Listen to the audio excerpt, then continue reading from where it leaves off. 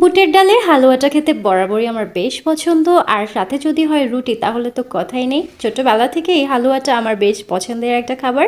আমার আম্মু সবসময় অনেক মজা করে এটা বানিয়ে দিত।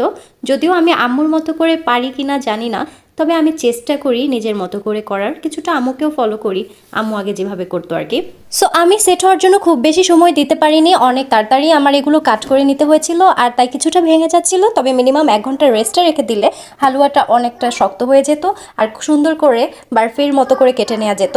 যেহেতু আমি ব্রেকফাস্টে বানিয়েছি আর দ্রুতই নাস্তা সার্ভ করতে হবে, তাই আমি খুব তাড়াতাড়ি করছিলাম। ফাইনাল স্টেপে গিয়ে এই হালুয়াটা ঘি দিয়ে যত বেশি সময় ধরে ফ্রাই করা যায় তত বেশি কিন্তু এটার কালারটা চেঞ্জ হয়ে কালচে হয় আর টেস্টটাও বেড়ে যায়। সো তাড়াহুড়ো করে করতে গেলে সেই কালারটাও পাওয়া যায় না। তবে ট্রাস্ট মি, টেস্টে অনেক বেশি যে ডিফারেন্স ছিল তা না, এটাও খেতে বেশ মজা ছিল। রুটি হালুয়া দেখলেই ছোটবেলার সবে বরাতগুলোর কথা মনে পড়ে যায়। সারাদিন ভর রুটি হালুয়া খাওয়া, রুটি হালুয়া বিলানো, প্লাস তারাবাতি, উড়ন্ত বেলুন আকাশে উড়ানো, বান্ধবীদের নিয়ে একসাথে রাতভর নামাজ পড়া।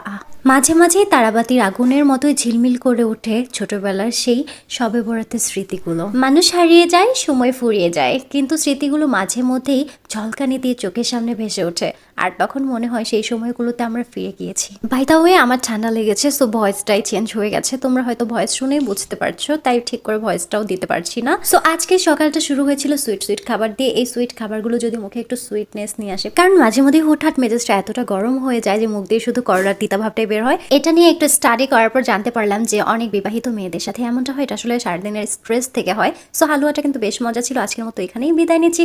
আল্লাহ হাফেজ।